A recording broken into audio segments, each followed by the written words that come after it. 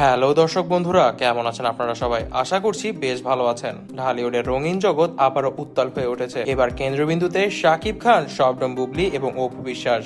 শোনা যাচ্ছে এক পারিবারিক বৈঠকের সময় বুবলি অপু বিশ্বাসকে মাগি বলে অপমান করেন। এই ঘটনা চরম উত্তেজনা সৃষ্টি করে এবং যার জেরে শাকিব খান নিজে বিষয়টি সামাল দিতে উদ্যোগ নেন। একটি ঘনিষ্ঠ সূত্র থেকে জানা যায়, শাকিব খান তাদের দুজনকেই একটি পারিবারিক আলোচনার জন্য ডেকে পাঠান, কারণ শাকিব চেয়েছিলেন তার দুই সন্তানের মা অপু ও বুবলি নিজেদের মধ্যে থাকা দ্বন্দ্ব মিটিয়ে ফেলুক।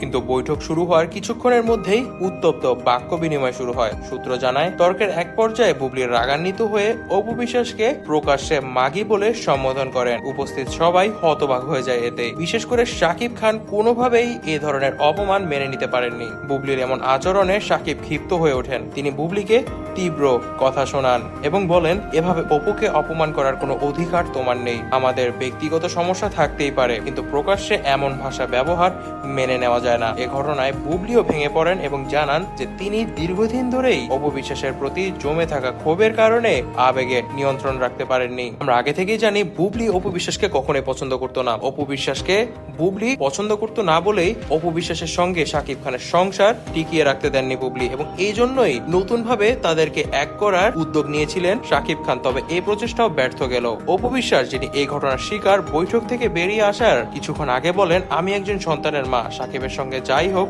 আমি কখনো এমন আচরণ করতে পারতাম না। এ ধরনের অপমান আমি কখনোই আশা করিনি। আর বুবলি, আমি তোমাকে দেখে নেব তুমি কিভাবে ঢালিউডে কাজ করে যাও। এই ঘটনাটি সোশ্যাল মিডিয়ায় ছড়িয়ে পড়ায় ভক্তদের মধ্যে মিশ্র প্রতিক্রিয়া দেখা যাচ্ছে। কেউ কেউ বুবলির এই ধরনের কথাকে একদমই সাপোর্ট করছে না এবং বুবলিকে কটু কথা শোনাচ্ছে। আবার অনেকেই বলছেন অপু বিশ্বাসের আসলে এই কথাটা শোনা উচিত ছিল, কারণ অপু বিশ্বাস অনেক ধরনের কাজই করেছে যা তাকে শোভা দেয় না। তবে দর্শক বন্ধুরা, আপনারা এই বিষয়ে কি মনে করছেন তা কিন্তু অবশ্যই আমাদেরকে কমেন্ট বক্সে কমেন্ট করে জানাবেন। যারা যারা আমাদের ভিডিওটিতে লাইক করেননি অবশ্যই লাইক করে দিবেন, বেশি বেশি করে কমেন্ট করে দিবেন, অবশ্যই শেয়ার করে দিবেন। আমাদের চ্যানেলটিকে যারা সাবস্ক্রাইব করেননি তারা কিন্তু দয়া করে অবশ্যই সাবস্ক্রাইব করে যাবেন। ধন্যবাদ।